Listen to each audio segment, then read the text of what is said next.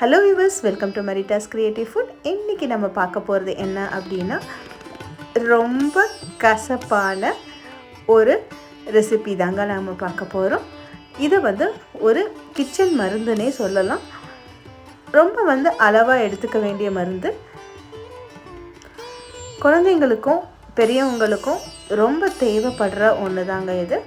குடல் புழு, சளி அந்த மாதிரி இருக்கிறப்ப நம்ம அவங்களுக்கு கரெக்டான டைமுக்கு இதை தண்ணியில் காய்ச்சி கொடுக்குறதோ இல்லை அப்படியே சாப்பிட சொல்லி தண்ணி குடிக்க சொல்கிறதோ, அதனால அவங்களுக்கு அந்த குடல் புழு எல்லாமே போயிடும்.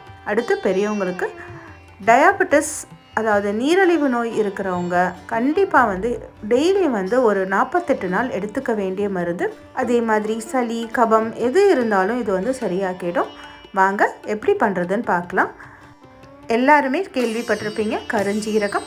கருஞ்சீரகம் 1 டம்ளரும், வெந்தயம் 1 டம்ளரும், ஓமம் ஒரு அரை டம்ளரும் எடுத்திருக்கேன் நான். கருஞ்சீரகம் உங்களுக்கு கிடைக்கல அப்படின்னா நீங்கள் ஆன்லைனில் கூட ஆர்டர் பண்ணிக்கலாம். இதை முன்னாடி வறுக்கணும், அதை முன்னாடி வறுக்கணும் அப்படிலாம் கிடையாது. நான் ஃபஸ்ட்டு ஓமம் எடுத்திருக்கேன். ஓமம் பொரியிற சத்தம் உங்களுக்கு லைட்டாக கேட்கும். இது சூடு கம்மியாக இருக்கணும் அப்படின்றதுக்காக தான் நான் ஆரம்பத்தில் சட்டியை லைட்டாக சூடு வச்சுட்டு அதுக்கப்புறம் ஓமத்தை வறுக்கிறேன். வறுத்திங்கனாலே கொஞ்சம் நேரத்துலேயே உங்களுக்கு கலர் மாறிடும். இதுக்கு ரொம்ப சட்டி சுடணும்னு அவசியம் இல்லை. லைட்டாக சுட்டிருந்தால் தான் உங்களுக்கு கரெக்டான பதத்துக்கு அது கலர் மாதிரி வரும். அதனால் நான் இந்த ஃபஸ்ட்டு நான் ஓமத்தை எடுத்து அதை உங்களுக்கு நல்லா வறுக்கிறேன். கொஞ்சம் ப்ரௌன் கலராக மாறினதுக்கப்புறம் இதை எடுத்து இன்னொரு சட்டியில் வச்சிடலாம். அது வரைக்கும் நம்ம கை எடுக்காமே இதை நம்ம வறுத்துக்கிட்டே இருக்கணும். நல்ல கலர் மாறிடுச்சு. அவ்வளோதான். அதை எடுத்து ஒரு பிளேட்டில் நம்ம ஆற வச்சுக்கணும். எல்லாம் ஆறின பிறகு தான் அரைக்க போகிறோம். அதனால் நான் ஒரு பிளேட்டில் இதை தனியாக எடுத்து வச்சுக்கிறேன். அடுத்து அதே சட்டியில் கருஞ்சீரகத்தை போட்டுக்கிறேன். கருஞ்சீரகம் கலர் மாறுறது உங்களுக்கு தெரியாது. அதனால் நம்ம என்ன பண்ணணும், ஒரு கொஞ்ச நேரம் அது ஒரு லைட்டாக பொரியிற சத்தம் கேட்டு அது அடங்கும்.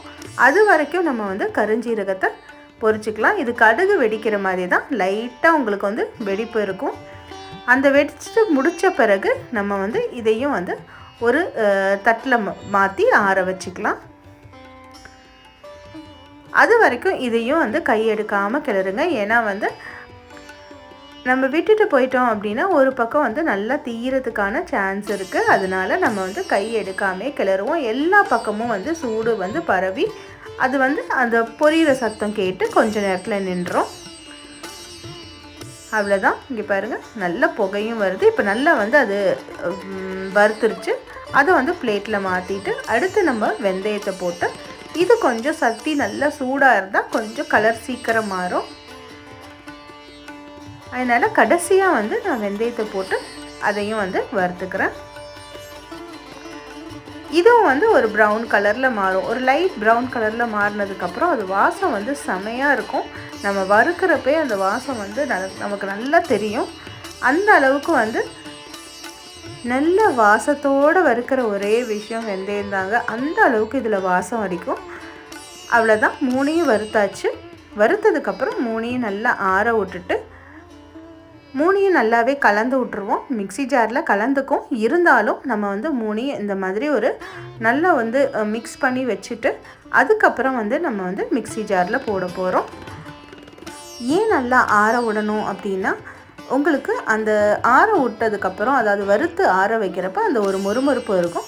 மொறுமொறுப்பு இருக்கிறப்ப அது என்ன ஆகும் அப்படின்னா, மிக்ஸி ஜாரில் நல்ல ஒரு ஃபைன் பவுடராக நல்லா அரையும்.